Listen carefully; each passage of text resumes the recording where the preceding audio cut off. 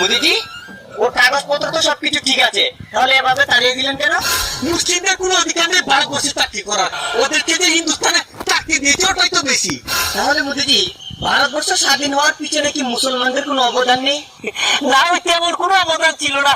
এই মনে হয় 63,000-এর মতো মুসলিম শহীদ হয়েছিল আর কি। ও, তাহলে মোদিজি 95,000 শহীদদের মধ্যে যদি 63,000 মুসলিম হয়, তাহলে আমরা সনাতনদের কাজ চলছিল।